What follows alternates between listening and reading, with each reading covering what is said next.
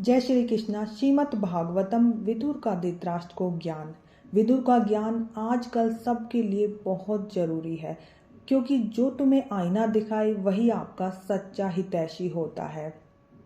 विदुर के मुख से निकले कठोर वचन धृतराष्ट्र चुपचाप सुन रहे थे। राजन, तुम्हारे दांत गिर गए हैं, बाल सफेद हो चुके हैं, पेट में अग्नि नहीं, शरीर दुर्बल हो गया है, फिर भी तुम मोह में फंसे हो। तुमने अपने जीवन में न्याय नहीं किया। अब भी इस राजमहल में पांडवों के अन्न पर चल रहे हो। तुम्हें लज्जा नहीं आती? मृत्यु तुम्हारे द्वार पर खड़ी है। अब भी वह समय है। उठो, जागो और आत्मचिंतन करो। युद्ध समाप्त होने पर विदुर हस्तिनापुर लौट आए। वे वहां की सुविधाओं का भोग करने के लिए नहीं, अपितु अपने बड़े भाई नेत्रहीन धृतराष्ट्र को ज्ञान देने के लिए आए थे। धृतराष्ट्र राज्य के भूखे थे, इसलिए उन्होंने सदैव अपने पुत्रों का पक्ष लिया। उन्होंने पांडवों के विरुद्ध बनाए गए अधार्मिक योजनाओं का अनुमोदन किया और विडंबना देखिए, युद्ध के बाद वे उन्हीं पांडवों की देखरेख में जी रहे थे। विदुर ने कठोर वचनों से धृतराष्ट्र को फटकारते हुए कहा, जिन पांडवों को आपने अनेक बार मारने का प्रयास किया, उनकी दया पर आधारित इस घृणित और अपमानजनक जीवन की क्या आवश्यकता? मृत्यु से कोई नहीं बच सकता। आपके पिता, भाई, हितैषी, पुत्र सभी मृत्यु को प्राप्त हो चुके हैं। आपकी देही जर्जर हो गई है और मृत्यु आपके द्वार पर खड़ी है। धिक्कार है, आप अभी भी राजमहल के सुख सुविधाओं में आसक्त हैं। अच्छा होगा कि आप तत्क्षण इस महल को त्याग दें। अपने संत भाई की फटकार सुनकर धृतराष्ट्र की आंखें खुल गई और उन्होंने गृह त्याग कर दिया। उनकी पतिव्रता पत्नी गांधारी भी उनके साथ थी। बाद में धृतराष्ट्र ने दृढ़तापूर्वक तपस्या और मोक्ष को प्राप्त हुए।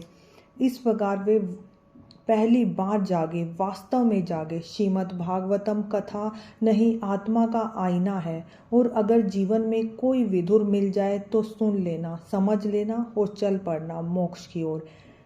आजकल इसका क्या उदाहरण है? सच्चा प्रेम वही होता है जो गलतियों पर आंख मूंदने की जगह उन्हें सुधारने में मदद करे।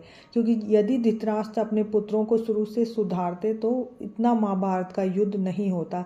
तो हमें इससे यह शिक्षा लेनी चाहिए कि हमें अपने बच्चों की या अपने हितैषी की गलतियों को और पर्दा नहीं डालना चाहिए, बल्कि उन्हें सही समय पर समझाकर सही रास्ते पर लाने का प्रयास करना चाहिए।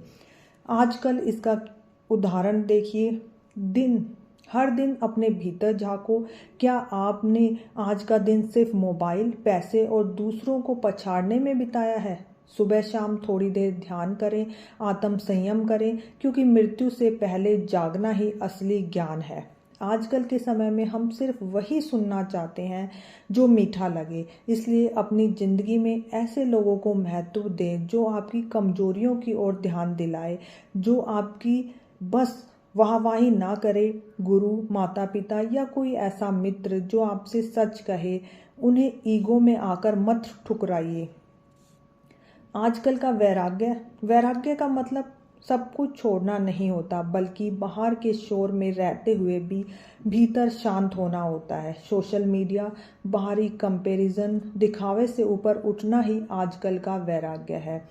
हरे कृष्णा। तो इस कथा से हमें यही शिक्षा मिलती है कि हमें केवल मीठी मीठी बातें बोलने वाले व्यक्ति ही अपने आसपास नहीं रखने चाहिए, बल्कि जो हमें वास्तव में सच्चाई दिखाए ऐसे व्यक्तियों को अपने पास रखना चाहिए और उनकी बातें सुननी चाहिए और उनकी बातों पर अमल करना चाहिए। जय श्री कृष्णा।